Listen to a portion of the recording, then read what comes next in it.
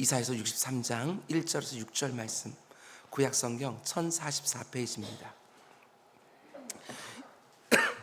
이사야서 63장 1절에서 6절까지 우리 한 절씩 교독하겠습니다.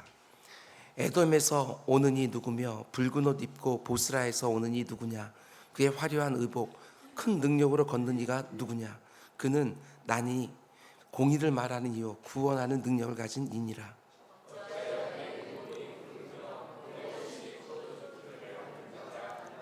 만민 가운데 나와 함께 한 자가 없이 내가 홀로 포도즙 틀을 밟았는데 내가 노함으로 말미암아 무리를 밟았고 분함으로 말미암아 짓밟았으므로 그들의 선혈이 내 옷에 튀어 내 의복을 다 더럽혔으니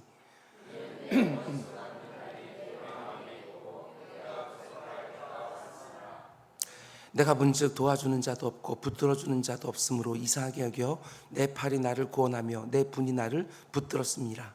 내가 노함으로 말미암아 만민을 밟았으며 내가 분함으로 말미암아 그들을 취하게 하고 그들의 선혈이 땅에 쏟아지게 하였느니라. 아멘. 아멘. 이 시간 우리 토부성가대 하나님께 찬양으로 영광 돌리겠습니다.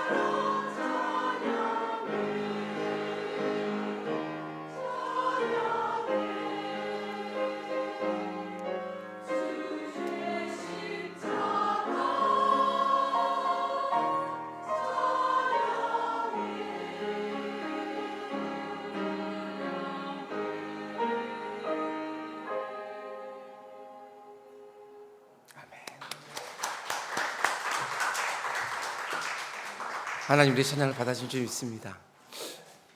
우리 이렇게 권사님들께 보게 되었으면 안정감이 느껴져요. 이게 젊었을 때는 하루 다르게 막 널뛰기도 하지만 인생 살면서 이런저런 일 다 겪고 나면 이게 막 안정감이 생기는 것 같아요. 웬만하면 흔들리지도 않고. 저희 아버지 어머니가 이제 연세가 많으시니까 제가 매일 아침마다 가서 문안을 하거든요. 근데 그때마다 느끼는 것 한 가지가 있어요. 아, 인생이란 게 이런 거구나. 인생은 그 일평생 살면서 두 번의 시기가 있구나. 천진난만한 시기. 어릴 때 참 천진난만한데 연세가 어느 정도 딱 넘어가면 그때도 천진난만한 거 아닌가, 이런 생각이 들기도 합니다. 인생이 복잡거리는 것 같다 할지라도 하나님께만 딱 맡겨놓고 살면 그렇게 안정감도 있고 그렇게 어린아이처럼 살 수 있지 않나, 이런 생각도 하게 되었습니다. 오늘 8월달 우리 월상 예배로 드려지는데 이번 8월달도 안정감 있게 그리고 어린아이처럼 살아간 우리 모두가 되시길 주님으로 축복합니다. 오늘 드린 예물들이 있습니다. 우리 판인영 권사님 주님의 은혜 감사합니다. 그리고 이은호 이름으로 1,000번째 나 주님 기쁨 되는 삶을 살게 해주십시오. 이광호 장로님, 구자현 권사님, 윤태유나 현인 윤서 1,000번째 드려졌고요. 한우수 집사님 10의 1조 구별 드렸습니다. 비전원금과 선경금도 한우수 집사님 드렸습니다. 우리 기도하겠습니다. 사랑해 주님 감사합니다. 8월의 첫 번째 월요일 우리 이렇게 모여서 월상 예배로 하나님께 예배합니다. 내 주 아버지, 이번 한 달 참 무더운 날들이 이어지겠지만 날씨도 변동이 참 많겠지만 그 가운데 속에 우리 사랑하는 어르신들 건강하게 지켜주시고 방학 중에 있는 우리 사랑하는 자녀들 하나님께서 눈동자처럼 지키고 보호하여 주시사 그 가운데 속에 잘 쉬게도 하시고 또 자신을 위하여 하나님의 영광을 위하여 내 곁에 있는 사람들을 위하여 또 자신도 잘 만들어가는 한 달이 될 수 있도록 주님 은혜를 베풀어 주시옵소서. 이번 한 주간에도 참 여러 가지 일들이 있습니다. 아버지 하나님, 병원에 지금 입원해 있는 우리 사랑하는 지체도 있고 이번 주에 담낭을 제거하는 수술을 받게 된 예고가 되어져 있는 우리 지체도 있습니다. 그리고 먼 곳으로 떠나서 그 가운데 하나님의 인도하심을 보려고 하는 가정도 있습니다. 내 주 아버지 하나님, 모두가 다 하나님의 뜻 가운데서 이루어진 줄 믿고 그 가운데 함께 맡겨놓고 살아가는 우리 모두 되게 하여 주시옵소서. 드려진 예물들 하나님께 지켜주시고 그 가운데 속에 그들의 마음을 먼저 받아준 줄 믿사오니 구별하여 드릴 때 그 심령들이 변하지 아니하고 하나님 앞에서 다 응답되어지는 것들 보게 하여 주시옵소서. 또 말씀을 드려 합니다. 이 말씀이 이번 한 달을 살아갈 때 늘 되새기는 말씀 되게 하여 주옵소서. 이 모든 말씀 예수님의 이름으로 기도드렸습니다. 아멘, 아멘. 오늘 이사야서 강의 165번째 시간입니다. 오늘 말씀의 제목은 내게로부터 눈을 들어 하나님 바라보기 시작할 때 우리에게 어떤 일이 일어나는가, 이런 제목으로 말씀 전하도록 하겠습니다. 내게로부터 눈을 들어 하나님 바라보기 시작할 때 내게 어떤 일이 일어나는가. 우리가 이 세상을 살아가면서 거듭거듭 깨닫는 것 중에 하나는 눈의 중요성입니다. 우리의 시선의 중요성. 내 눈이 어디를 향하고 있는가 하는 것은 내 삶의 승리와 패배를 결정하는 너무너무 중요한 요소다. 얼마든지 이렇게 말할 수 있습니다. 내 눈이 무엇을 보고 있고 내 눈이 어디에 집중하는가 하는 것은 우리가 이 땅을 말씀으로 믿음으로 살아가면서 승리와 패배를 결정하는 너무나 중요한 요소가 되는 것이지요. 사람들은 일반적으로 자신의 눈을 어디에 둡니까? 내 자신에 둡니다. 내 자신의 어떠함에 둡니다. 뭔가 그래서 잘 되는 것 같으면 자기를 높이기 쉽고 뭔가가 안 되는 것처럼 보이면 자기를 한탄하기도 합니다. 자신의 눈을 기껏해야 내 자신에 두고 사니까 늘 왔다 갔다 합니다. 교만하거나 낙심하거나 혹은 자신의 눈을 내가 처한 환경에 두기도 하지요. 지금 내 여건과 상황이 어떠한가, 내가 기대하고 원하는 조건과 상황이 지금 허락되고 있는가, 이런 것만 내 눈을 두고 사니까 환경이 좋으면 금방금방 마음이 높아지고 환경이 나쁘면 너무나 쉽게 낙심하고 절망해 버리기도 합니다. 내가 내 자신만 바라보고 있으면 틀림없습니다. 내 자신을 자랑하거나 내 자신을 탓하게 되거나 둘 중에 하나밖에 없어요. 그런데 내 자신을 바라보는 눈을 딱 떼서 하나님께 집중하며 살면, 우리의 모든 소망과 모든 힘이 되신 하나님께만 내 시선을 딱 고정시켜 놓고 살면 여러분 다릅니다. 정말 많이 다릅니다. 우리는 다르게 살 수 있습니다. 환경과 상황만 바라보던 눈을 딱 떼서 하나님 주신 약속의 말씀에만 집중할 때 우리는 비로소 제대로 된 이김과 승리를 경험하며 이 땅을 살게 되는 것이지요. 내 자신의 능력의 어떠함이 우리 모든 것이 되어서는 세상 가운데 우리는 살고 있지만 우리는 그렇게 살면 안 됩니다. 이 세상은 늘 여러분의 가문이 어떻고, 여러분의 부모가 어떻고, 여러분의 실력이 어떻고, 환경이 어떻고, 늘 그런 이야기밖에 못하지만 우리는 그런 이야기를 하는 사람들이 아닙니다. 우리의 가문이 어떻고, 부모가 어떻고, 능력이 어떻고, 환경이 어떻고, 그런 것과 상관없이 오직 하나님으로 말미암아, 하나님의 도우심과 간섭하심으로 말미암아 넉넉히 이기는 전혀 다른 삶의 방식을 가지고 이 땅을 살아가는 사람들, 그게 바로 여러분과 저 성도들이지요. 그러면 우리가 언제나 눈을 딱 고정하고 바라봐야 되는 그 하나님은 어떤 분이신가? 성경은 하나님이 어떤 분이신가? 이것을 가르쳐주는 책인데, 그 가운데 오늘 본문에서 말하는 하나님은 어떤 분이신가? 1절은 이렇게 말합니다. 에돔에서 오느니 누구며, 붉은 옷을 입고 보스라에서 오느니 누구냐? 그의 화려한 의복, 큰 능력으로 걷는 이가 누구냐? 그는 나이니 공의를 말하는 이요 구원하는 능력을 가진 이니라. 여기 보면 하나님을 어떻게 묘사합니까? 에돔에서부터 올라오고 있는 하나님, 보스라에서부터 올라오고 있는 하나님, 이렇게 묘사하고 있어요. 그런데 에돔, 보스라, 이게 무엇입니까? 에돔은 우리 잘 아는 것처럼 야곱의 형이었던 에서의 후손들입니다. 그러니까 어떤 면에서는 이스라엘과 피를 나눈 형제지간인데, 이스라엘 백성들이 가나안 땅에 정착하며 살기 시작하면서 가장 대표적인 이스라엘의 대적이고 원수가 됩니다. 특별히 이스라엘의 나라를 잃고 포로로 잡혀갈 때 에돔이 얼마나 조롱하며 즐거워했는지 모릅니다. 그리고 보스라는 그 에돔의 수도예요. 한마디로 하나님의 백성들인 이스라엘의 가장 대표적인 대적과 원수의 상징으로서 성경에 사용되어지는 거예요. 그게 바로 에돔이고 보스라예요. 근데 상징이라는 점에서 에돔을 꼭 나라, 꼭 민족으로만 생각할 필요는 없겠지요.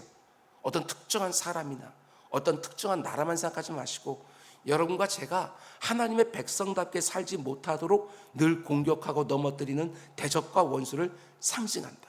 그게 사람일 수도 있고, 환경일 수도 있고, 내 자신일 수도 있고, 보다 근본적으로는 내 안에 있는 죄된 욕구일 수도 있고. 근데 하나님이 그 에돔과 보스라에서 나를 늘 공격하고 넘어뜨리는 그 사람, 그 환경, 그 죄된 욕구로부터 올라오시는데 어떤 옷을 입고 있다고 말합니까? 1절을 보면 화려한 옷을 입었다. 그분의 신분과 지위를 나타내는 것인데, 화려한 옷을 입고 에돔으로부터 올라오고 계십니다. 거기에다가 그 하나님의 걷는 모습을 또 어떻게 표현합니까? 큰 능력으로 걷고 있다. 그냥 보기만 해도 능력 있는 분이셔요. 원수의 땅에서 올라오는데 화려한 옷을 입고 딱 봐도 용맹한 장소처럼 권세와 위엄 있는 걸음걸이로 올라오고 계시는 거예요. 그 모습을 보면서 노래하는 사람들이 이렇게 묻습니다. 저 용맹스러운 장소가 누구냐? 그래서 하나님이 친히 말씀해 주시지요. 나다. 너희들의 주인이 되는 나 여호와다. 그러면 자신을 친히 묘사해 주는데, 1절 맨 뒷부분 보면 공의를 말하는 이유, 구원하는 능력 가진 인이라, 이렇게 말씀하셔요. 이 부분에서 우리가 믿고 의지하는, 우리가 바라봐야 되는 하나님은 어떤 분인지를 우리는 알게 되어집니다. 먼저 하나님은 자신을 가리켜 공의를 말하는 분, 이렇게 말씀합니다. 공의를 어떻게 해요? 말씀하신대요. 구약의 선지서들을 보면 하나님이 자신을 우상과 비교하면서 스스로를 이렇게 묘사할 때가 정말 많습니다. 말씀하시는 여호와. 저는 이게 얼마나 기가 막힌지 몰라요. 하나님이 살아계신다는 증거는 다른 것이 아니라 말씀하시는 여호와. 내가 원하는 때 그 음성을 들려주기도 하고 그렇지 않기도 하고 하기도 하지만, 그러나 말씀하신 하나님. 우상은 입이 그려져 있고 입이 붙어 있지만 말은 못합니다. 그러나 하나님 말씀하시는 분이에요. 자기 백성들에 찾아오셔서 말씀하시는 분, 살아계신 인격. 그래서 말씀하시고 우리의 말을 들으시고 또 응답도 해주셔요. 그래서 하나님과 자신을 믿고 의지하는 백성들 사이에 이루어지는 교제와 사귐, 이게 가능한 거예요. 오늘 우리는 그것을 믿고 강단에서 선포되어진 말씀을 듣는 것이고, 우린 기도의 자리에 나아가 내 말을 아뢰는 것이고, 하나님의 응답을 기다리는 것이고, 말씀하시는 살아계신 인격, 우리는 그런 분을 믿고 있는 거예요. 이게 얼마나 놀라운 일인지. 누구에게도 말하지 못하는 것, 그분에게 말할 수 있고, 때로는 때를 쓰기도 하고, 때로는 그 가운데 지혜를 얻기를 원하기도 하고, 그 가운데 위로를 얻기도 하고, 말씀하시는 여호와. 묵상하면 묵상할수록 우리가 믿고 의지하는 하나님이 이런 분이라는 게 얼마나 감사한지. 단지 그분의 가르침을 배우기만 하는 것 아니고, 단지 그분이 우리에게 살라고 하는 삶에 그냥 순종하며 사는 것들이 아니고, 순종하는 것도 순종하지 못하는 것도 그분 앞에 내 모든 것들을 정직하게 꺼내놓을 수 있고, 이게 얼마나 우리에게 행복한 일인지 우리는 그것들을 알고 신앙생활 해야 된다, 이런 생각이 들 때가 너무너무 많아요.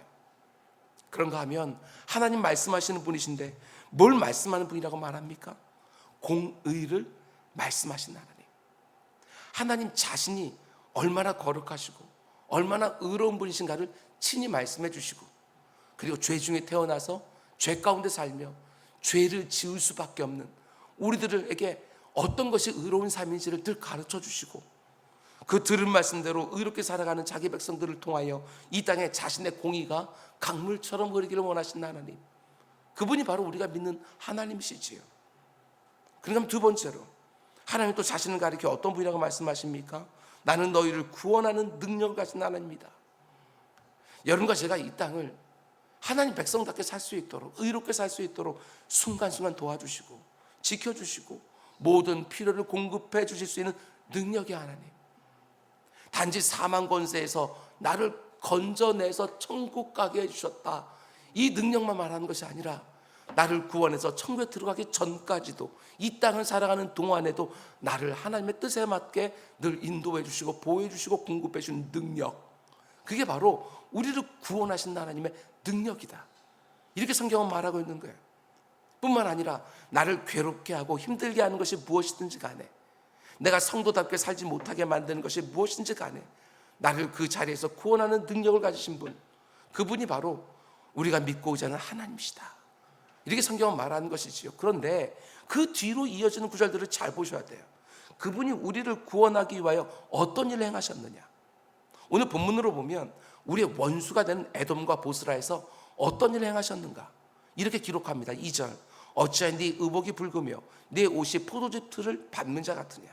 그분이 화려한 옷을 입었는데 그 옷이 붉은 옷이에요. 근데 원래부터 붉은 옷이 아니라 마치 포도즙 틀을 밟고서 온 것처럼 붉게 물들어 있는 붉은 옷, 포도즙 틀을 밟은 것처럼.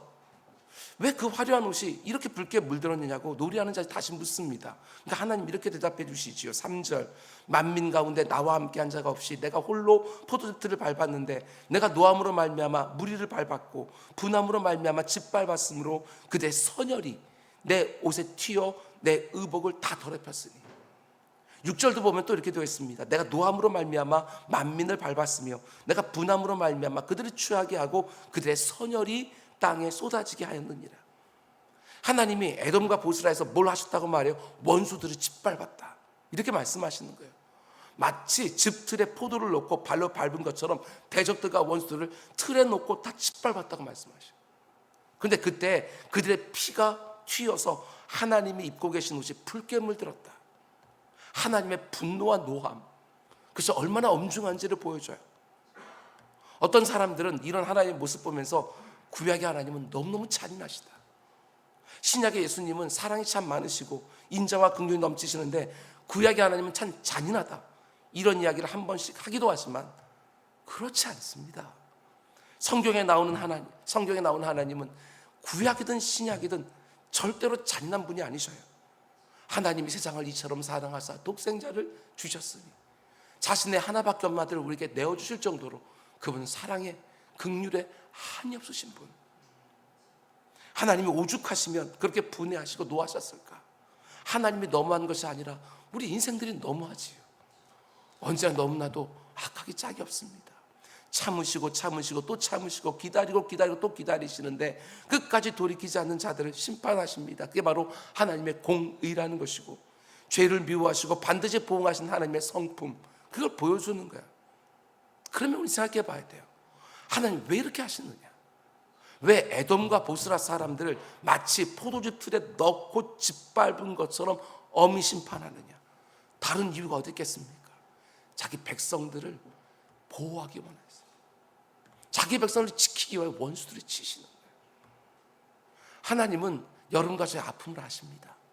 우리가 믿음으로 살고 말씀으로 살고 하나님 백성답게 사는 일에 우리를 넘어뜨리고 우리를 대적하는 원수를 하나님이 너무너무 잘 알고 계셔요. 아무리 하나님 백성답게 살고 싶어도 안 되고 좌절하고 넘어지고 아파하는 나를 보고 계시지요. 그러다 어떻게 하십니까?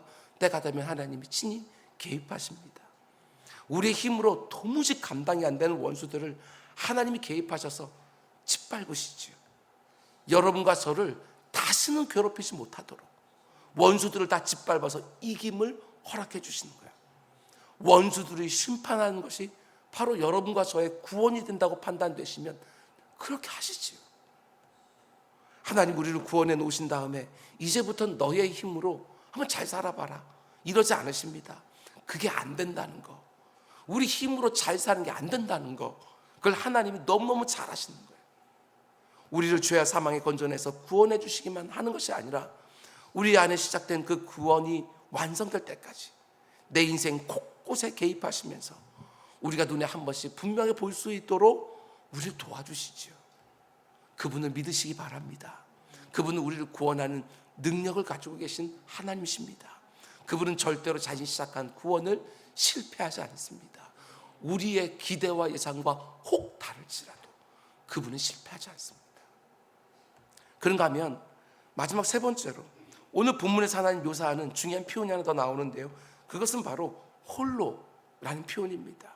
홀로, 그 누구의 도움도 필요 없는 홀로 일하신 하나님. 3절 다시 보십시오. 만민 가운데 나와 함께한 자가 없이 내가 홀로 포도즙 틀을 밟았는데, 원수들이 짓밟아 다 진멸시키는데 아무도 돕는 자가 없이 하나님 홀로 하셨다, 그렇게 말합니다. 5절도 한번 보십시오. 내가 본즉 도와주는 자도 없고 붙들어주는 자도 없으므로 이상하게 여겨 내 팔이 나를 구원하며 내 분이 나를 붙들었습니다. 여러분, 계시록을 보면 하나님 곁에서 수종드는 자들이 천천히요 만만이다 이렇게 말합니다. 하나님의 말씀 한마디만 딱 떨어지면 그 말씀의 수종두는 무수한 일꾼들이 그분의 곁에 있는데, 오늘 본문은 홀로, 내가 홀로 이 모든 일을 했다 이렇게 말씀하시는 거예요. 수종드는 자들이 없었다 이런 뜻이 아닙니다. 하나님은 강조하시는 거예요. 강조. 어떤 강조가 있어요? 생각해 보십시오. 아무도 없이 나 혼자 했다, 이 말은 오직 하나님 한 분만이 여러분과 저의 도움이시고 오직 하나님만이 우리의 힘이고 능력이라고, 그걸 강조하는 거예요.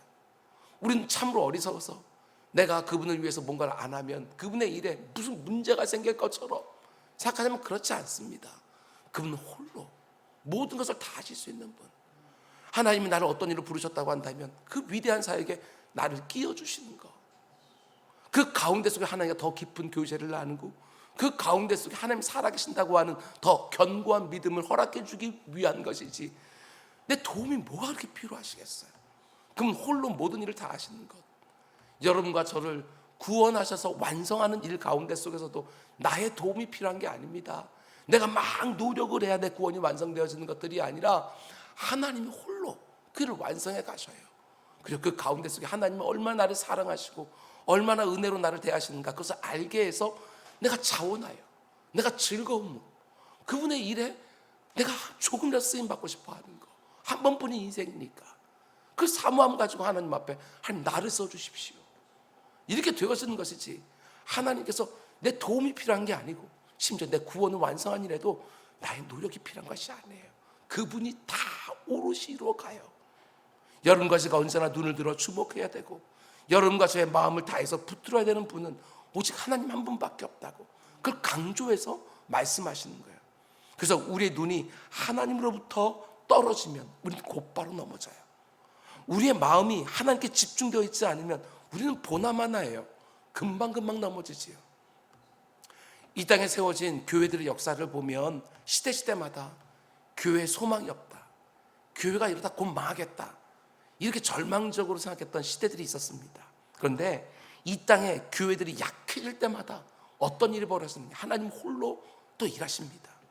16세기에 종교개혁을 하나님께서 일으켜서 그 부패한 교회를 다시 새롭게 하고, 17세기에 무수한 청교도들을 하나님께서 일으켜서 그 가운데 흐트러졌던 진리들을 바로 세우고, 18세기에는 존 웨슬리나 조지 휘필드 같은 위대한 설교자들 들어서 사람들의 심령에 불을 붙여주시고, 19세가 되어지면 찰스 스펄전 같은 위대한 하나님의 종들을 통하여 그 가운데 하나님께서 부흥과 성장을 허락해 주시고, 교회를 교회되게 하고 성도를 성도되게 하는 능력은 우리 인생들에게 있지 않습니다. 에돔과 보스라에서부터 올라오시는 하나님의 홀로 행하시는 역사예요. 오늘날 많은 목회자들이 사람들이 교회를 떠나간다, 한국교회 이제 더 이상 부흥은 없다 하고 자조적인 그런 목소리를 내기도 하지만 저는 손톱만큼도 동의할 수가 없습니다. 아주 작은 부분도 동의할 수가 없어요. 아니, 언제 사람들이 출중해서 한국교회가 이렇게 성장했어요? 그게 사람들 때문입니까? 그 사람들이 없어졌으니까 한국교회 망하는 겁니까? 절대 그렇게 생각하지 않아요. 하나님의 역사였어요. 사람들의 의지에서 이 일이 일어난 것이 절대로 아니었다. 하나님이 하시는 일, 사람들의 조력이나 협력이 필요한 것이 아니라 그분이 홀로 행하시는 일. 오늘날 이 사회 안에서 교회에 대한 인식이 너무너무 안 좋다.